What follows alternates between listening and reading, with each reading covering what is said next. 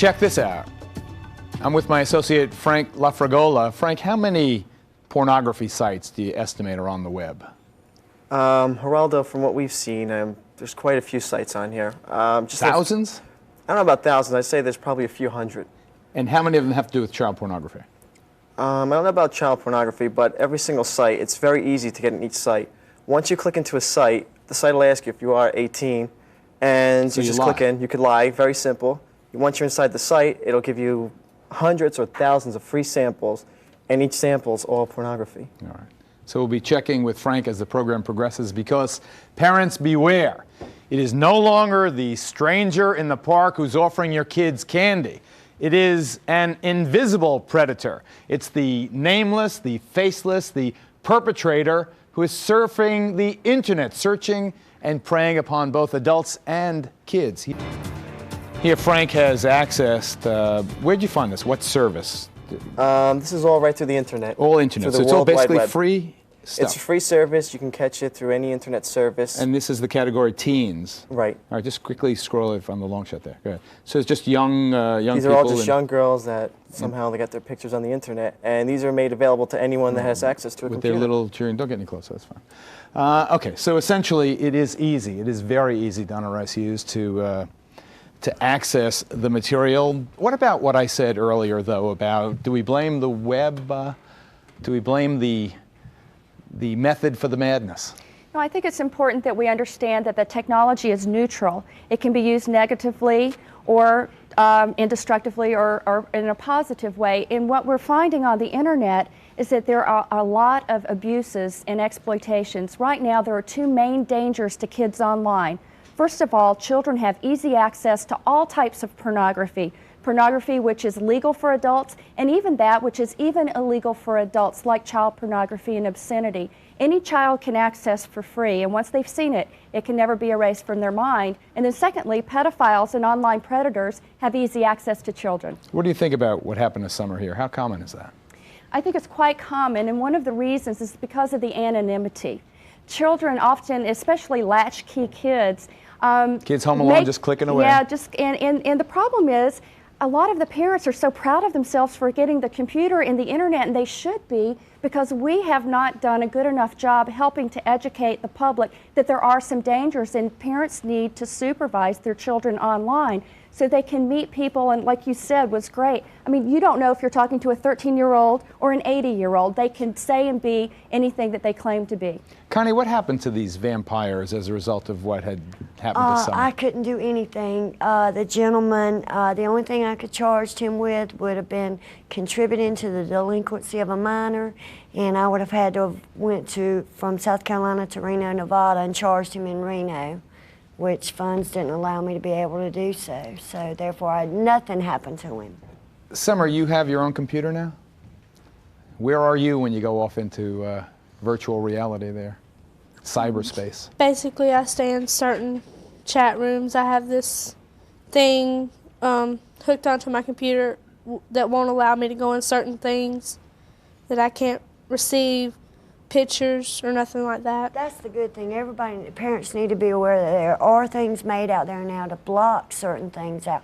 I was so dumb. I didn't know anything about, you know, the computer or what's going on nowadays. I just had this visual. You know, it's really funny. I was with the girls, obviously, this weekend, and we were watching Alice in Wonderland. And Alice, when she goes into Wonderland, she steps in, she starts falling down. Remember that? That's what you can do in a computer. I mean, That's visual. right. You kind of That's suck it. yourself in. You could parachute into a whole new, brave new world. Debs, Well, a that's question? it.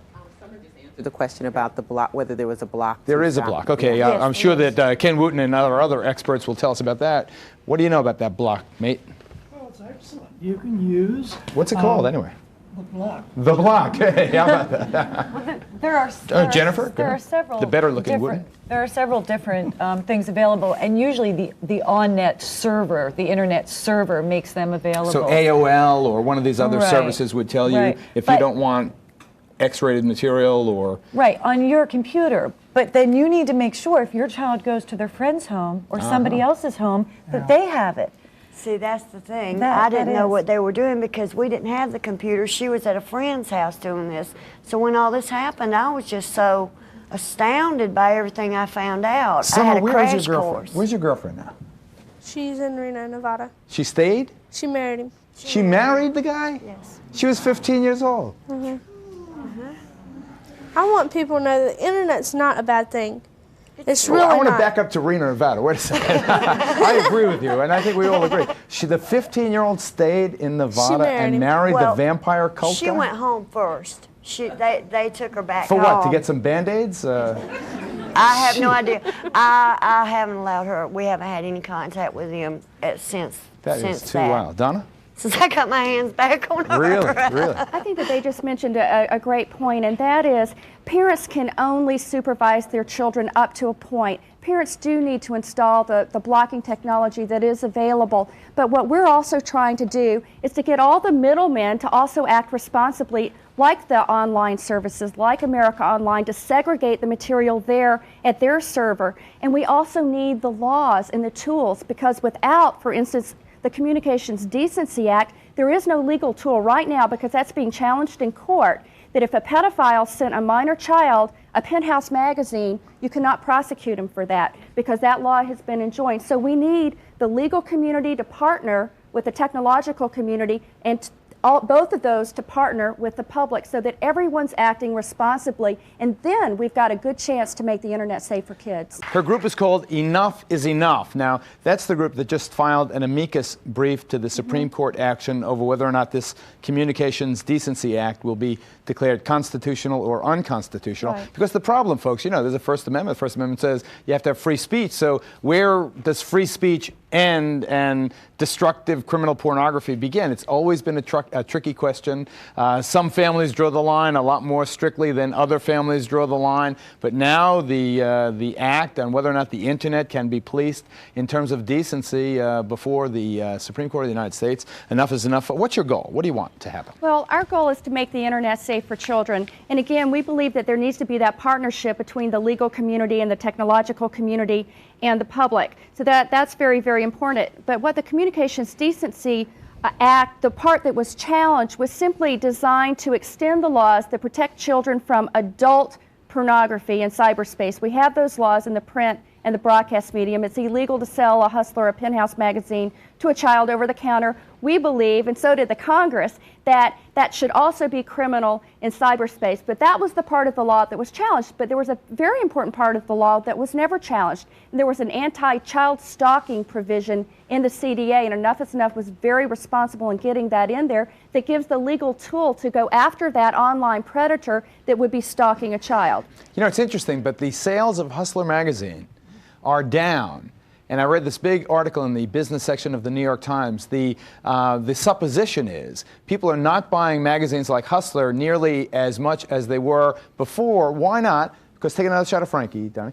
Because they don't have to. You can get it live and in living color in the privacy of your own home without even having to go to shell out the money. And most of the stuff is free.